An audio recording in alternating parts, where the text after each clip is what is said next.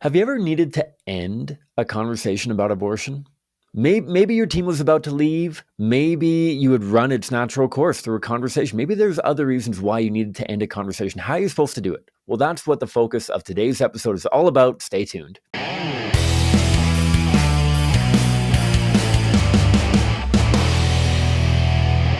Hi, folks. Welcome back to the Pro-Life Guys podcast, a show dedicated to equipping you with the tools that you need to have compassionate and compelling conversations about abortion so together we can change minds, save lives, and transform our culture.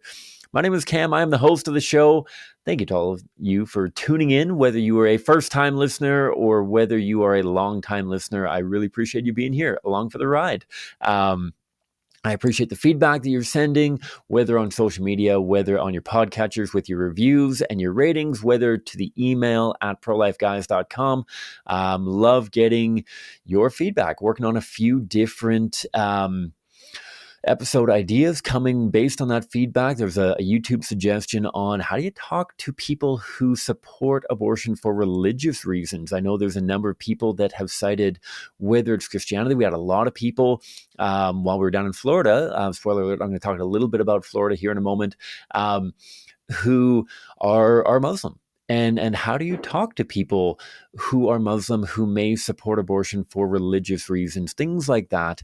So that's going to be coming down the tube. Number of other episodes. I got a bunch of recordings this week. Tomorrow, time of recording. Today is Monday, March 4th. I believe this will get posted tomorrow, Tuesday, March 5th. I have run through my entire list of pre-recorded episodes, and so I'm back into the recording booth again this week.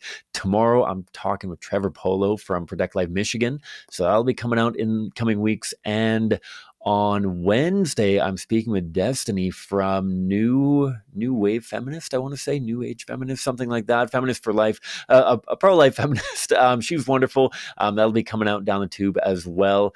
And so stay tuned for those. And at the end of today's episode, I'm going to talk a little bit about our Florida experience. We were down doing the Abortion Awareness Project on campuses in Florida for the last 2 weeks with an incredible team of participants and staff.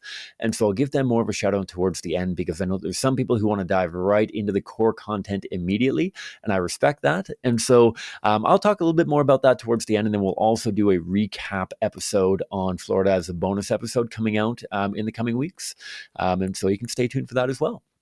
But as I mentioned off the top, how do you end conversations? I'm sure that many of us have been in a conversation, whether while doing outreach as part of a pro-life ministry, doing it on a street corner or on a doorstep, at a campus, at a high school, somewhere like that where you've gotten locked into a conversation and you need to end it for one reason or another. Maybe you've also gotten into these conversations with friends or family members, maybe with coworkers, and you need to end the conversation, maybe because your shift is over, maybe because you're getting into that awkward stage and you don't want this to be hindering or preventing a future conversation from happening. You've realized that you need to end it. What do you do? Well, first I want to talk a little bit about why you would be wanting to end a conversation and then finally how to. And so why you would want to end a conversation, there's a few reasons why you might want to end a conversation. A few of them are purely pragmatic. A few of them are relational and for the sake of the other person. The first one that I think is purely pragmatic is time. Of whether you're part of an outreach team, I'm sure that we've all been doing outreach with somebody that wasn't able to end a conversation. And you're out there, you're doing activism. It was supposed to wrap up at 1:30 p.m. You've been there for the whole lunch hour. 1:30, the leader comes around, they collects the signs, so they tell everyone to start wrapping up. You finish up your conversation in a couple of minutes, and then the wait is on. And 1:30 turns into 1:40, turns into 1:50, turns into 2 o'clock, turns into 10 after 2. And you're tapping your watch saying, okay, this person is still in a conversation. Why are they still in a conversation? I got to get to work. I want to debrief. I'm okay sticking around, but I didn't want to get into another conversation. It can be a bit of a delicate dilemma for how long you stay in a conversation because you do need to, in some ways, respect the time of your fellow volunteers, fellow staff members. You might have other obligations that you need to get to. You might have classes that you have to get to. You might have other obligations that you have to get to. You might have to pick your kids up from school, things like that, that you may not be flexible on being able to delay. And if you are flexible, then certainly there's opportunities to continue a conversation, provided you are still moving in a meaningful direction. I think this again speaks to the value of having a roadmap for how you want to be having conversations, so that you're not just I don't think that you're ever really wasting your time per se, but I think that you can be very imprudent with your time if you're allowing conversations to kind of just range all over the place and not have any degree of focus and just kind of keep unraveling. If it becomes an exercise in futility, if it becomes an exercise, even though it may be enjoyable, in simply hearing yourself speak, then it's time to end a conversation. There's time, at the very least, to get back to the roadmap, of, am I addressing a justification and getting them from there to understand that, yes, while we acknowledge there are incredibly important challenges that demand solutions, we have to weigh the presence of the human life that is developing within the mother's womb and the value of that human life. And we cannot solve even the most challenging of problems by killing innocent humans. That human rights begin when the human's life begins.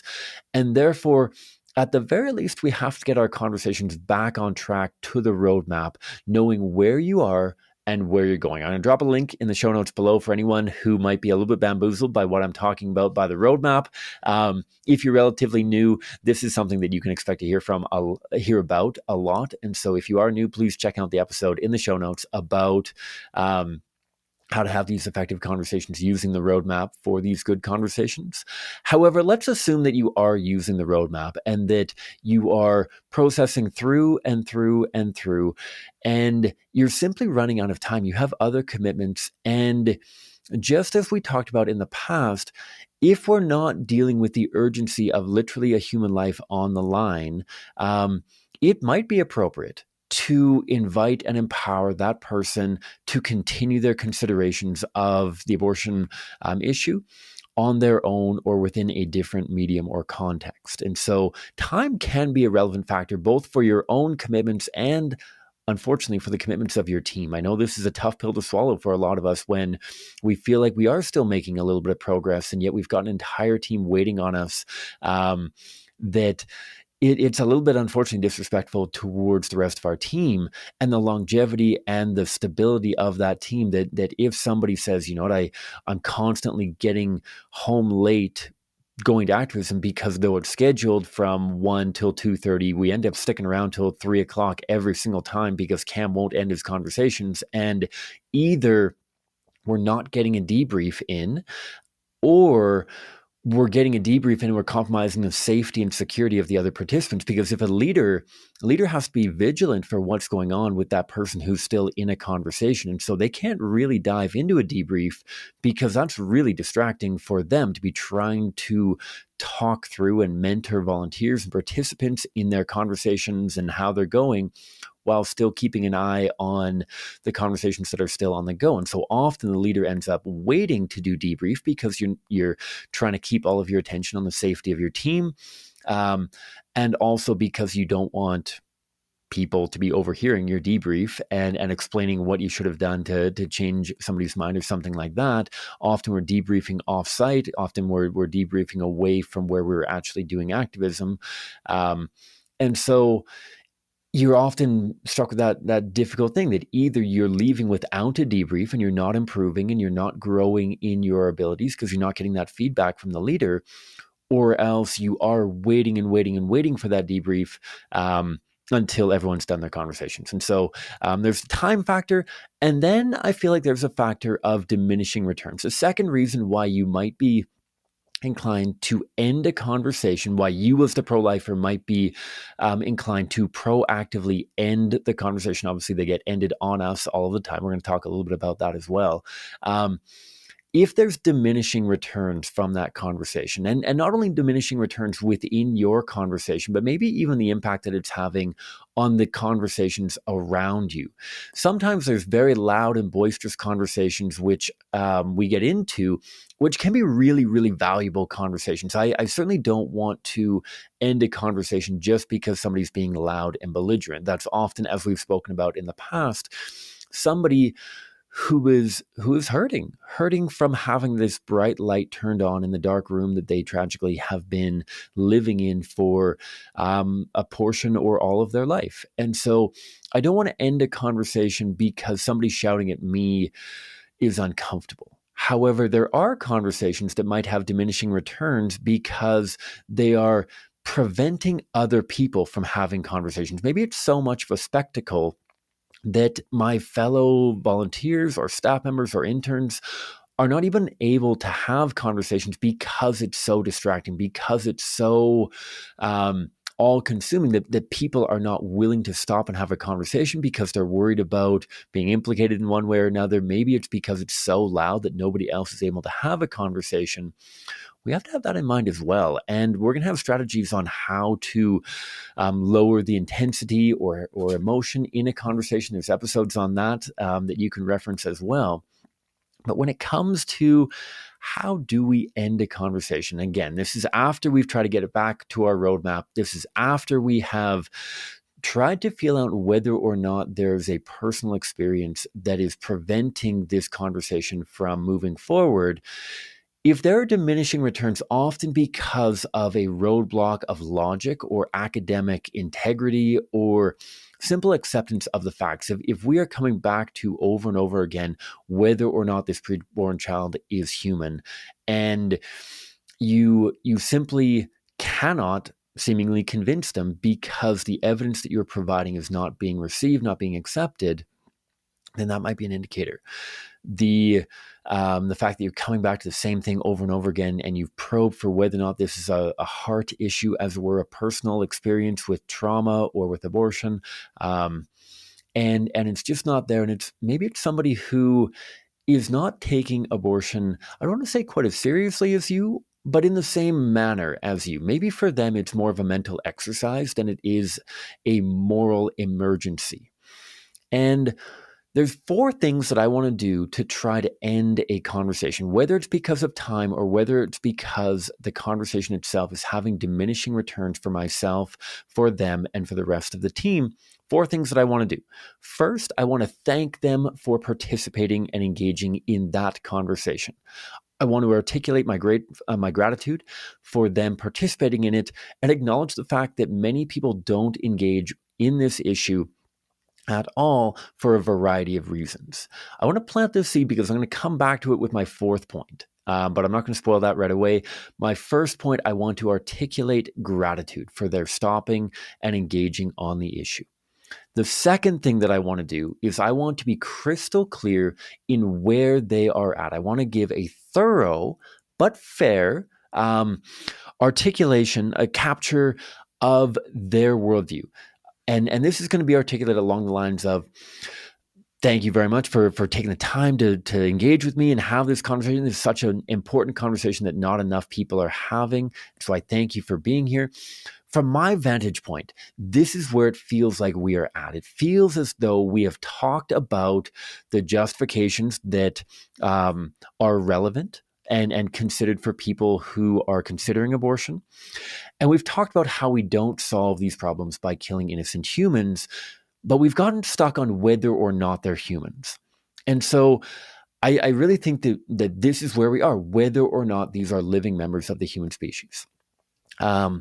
I want to share with them the roadmap that I'm using. And so if you're stuck in the justifications, then you're going to say, you know what I feel like we've talked about so far is that there are a ton of problems that mothers and fathers are faced with, right? We've talked about sexual assault. We've talked about this. We've talked about that.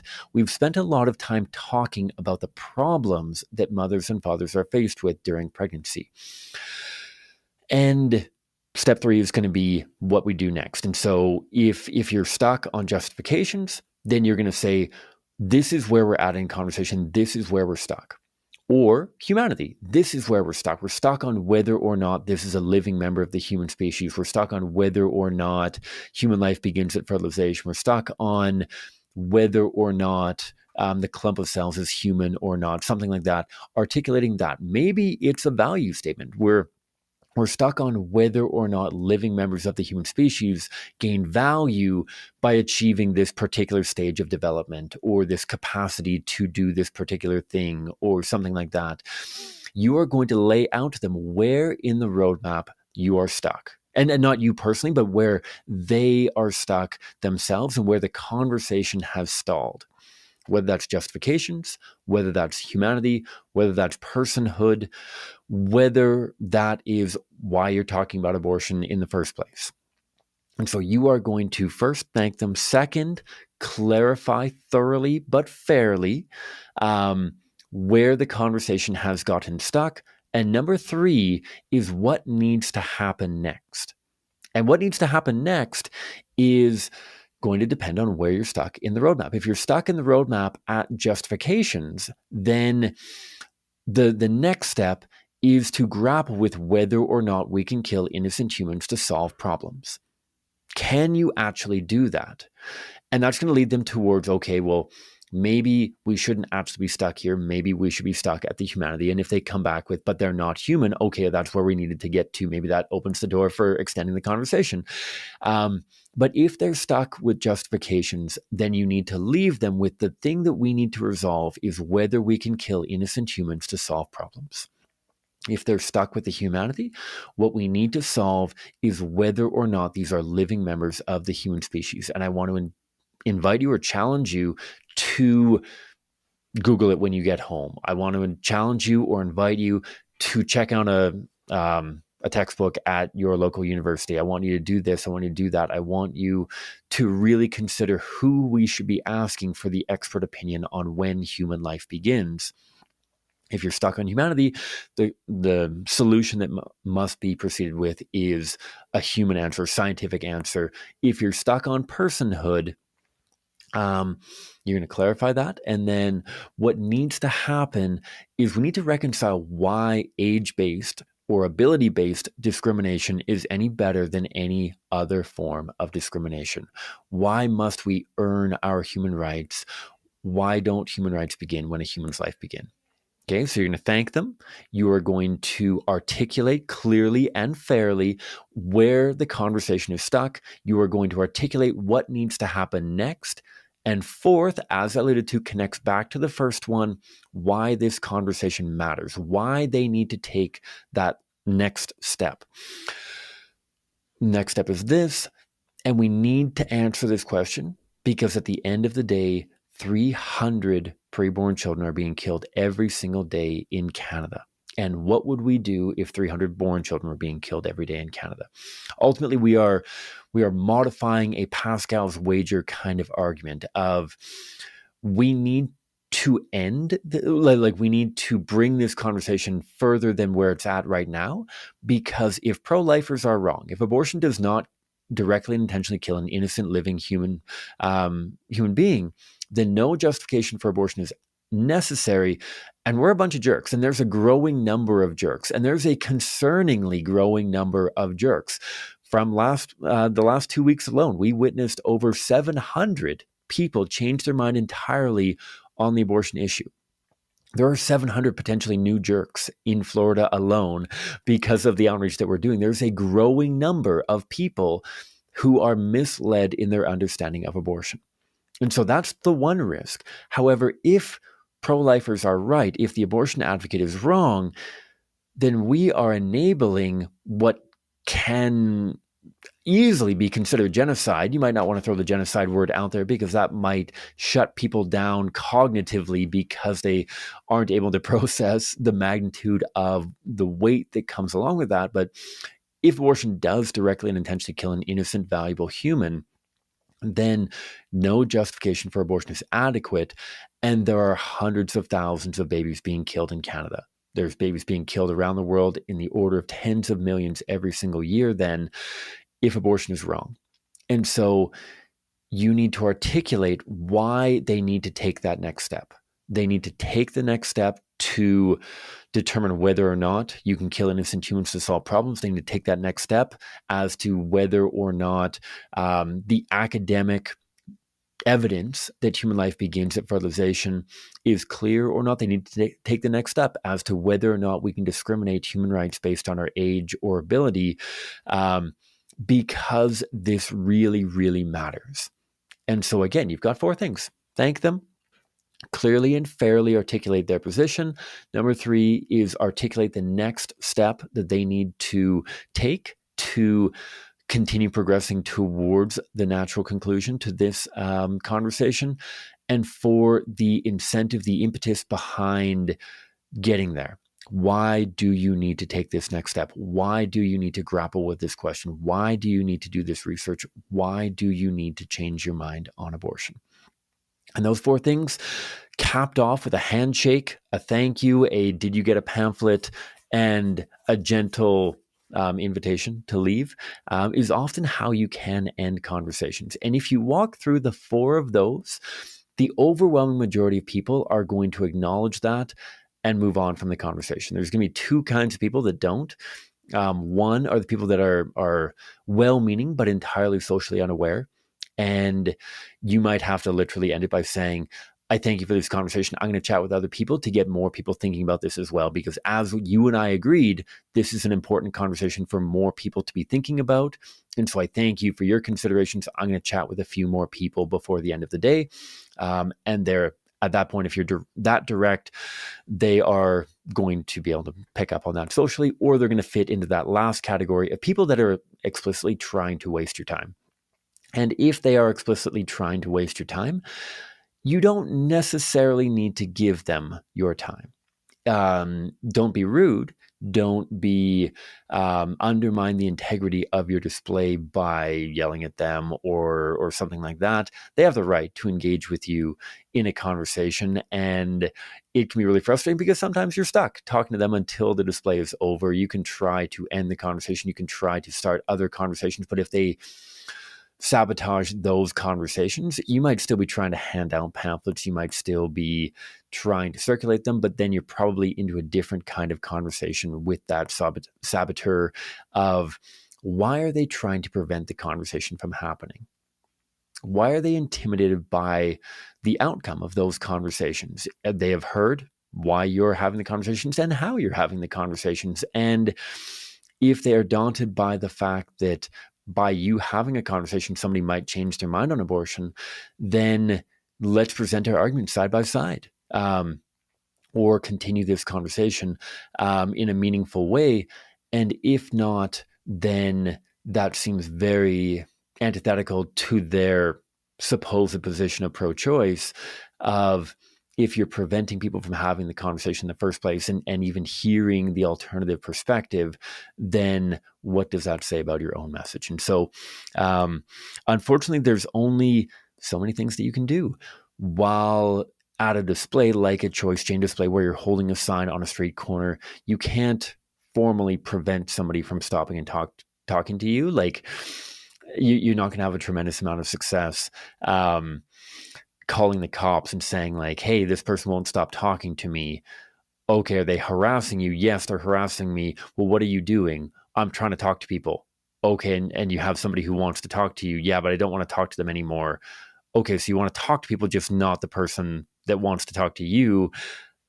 Tough beans. You're probably not going to get a whole ton of sympathy from somebody so long as they're being appropriate and not actually verbally assaulting you or harassing you in a formal, legal, criminal kind of sense. And so if they're doing that, then you'll have a legal case and you can call the cops, talk to your leader, all that kind of thing. But to be able to wrap things up with that in mind. Same thing goes if you're running out of time, if they're running out of time, if you're getting to the end of the lunch hour and you're saying, okay, I got to be back on shift here. This isn't simply a matter of getting the final word.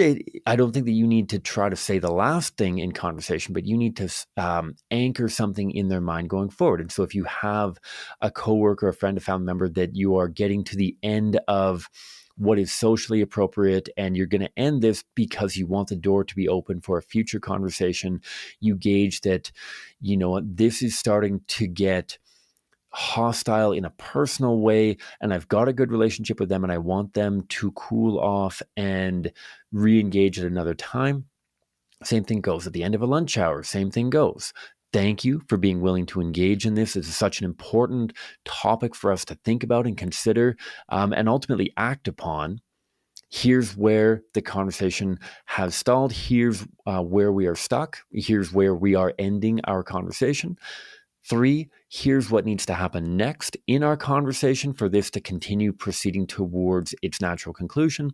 And 4th and finally, here's why it needs to proceed to a natural conclusion, because of the fierce urgency of now, the urgency of the human rights violation of abortion. Either there's a growing number of jerks out there that are trying to take away a woman's right to choose what happens to her own body because there's no other human being involved, or there's an alarmingly high number of innocent human beings who are being killed in the greatest human rights violation of our day, at the very least, if not of all time.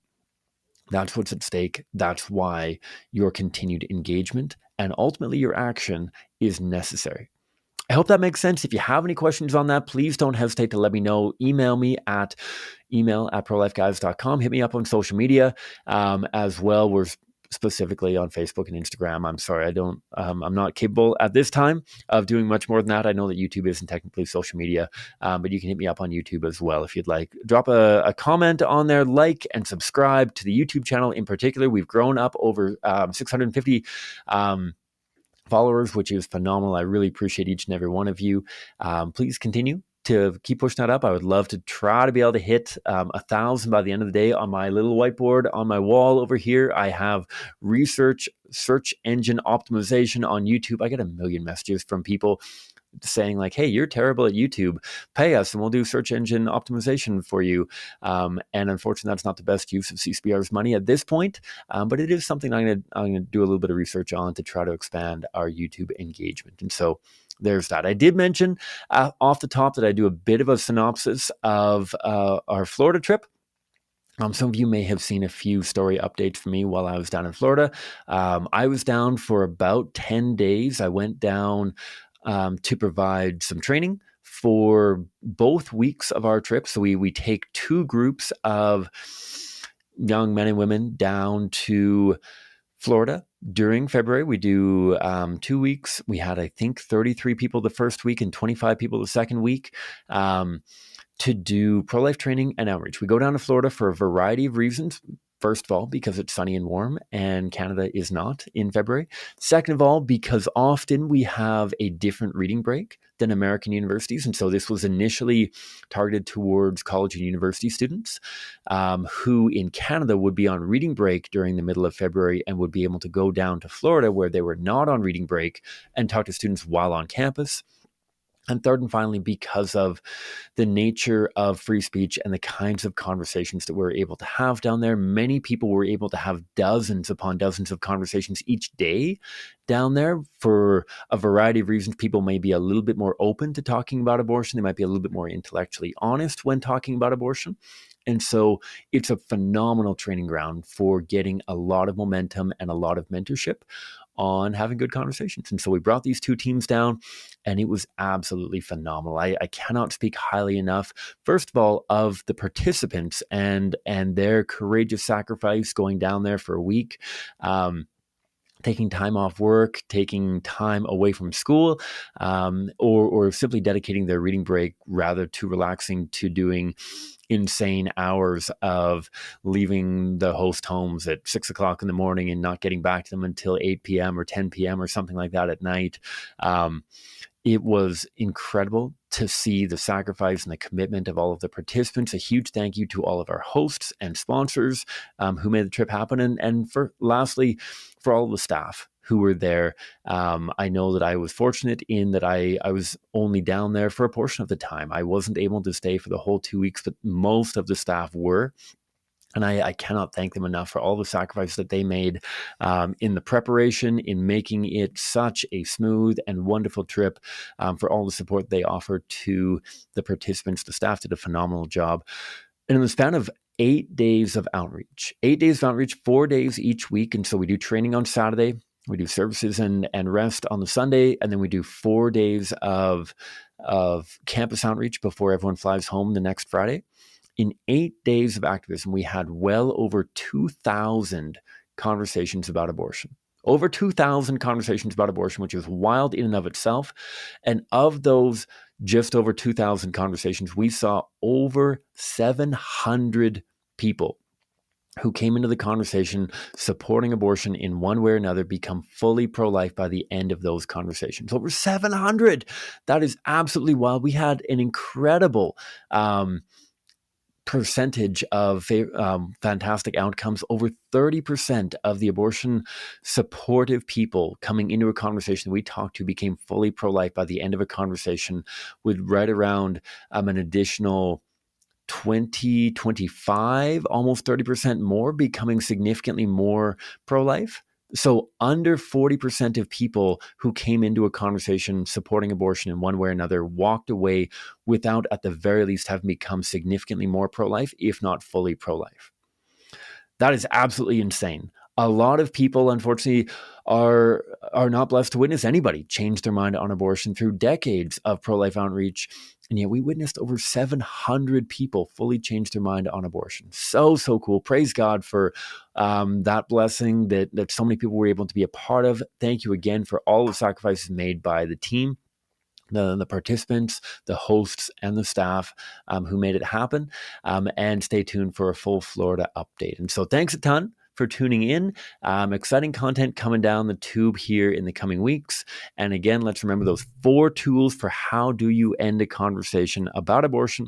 1, thank them very much for engaging on an important issue. 2, clearly and fairly describe their position on abortion at the end of the conversation. 3, articulate the next step necessary for them. And 4, why that next step must be taken because of the urgency of the abortion issue. I hope that's really helpful for many of you. I hope that helps you be mindful of your conversations. Again, we don't want to be ending our conversations before they need to. Don't just end them because you feel like you're going in circles. There's often reasons why you're going in circles. Whether it's because you've lost sight of the roadmap, whether it's because you are not quite as refined as you'd like to be, whether it's because you need to probe for personal experience with trauma or abortion. There's a number of reasons why conversations might seem like they have diminishing returns. But if you do need to end a conversation because of time or because of those diminishing returns, those are your 4 tools for how to do it. Thanks a ton, and may God bless you abundantly wherever you're at, however many hours are left in your day.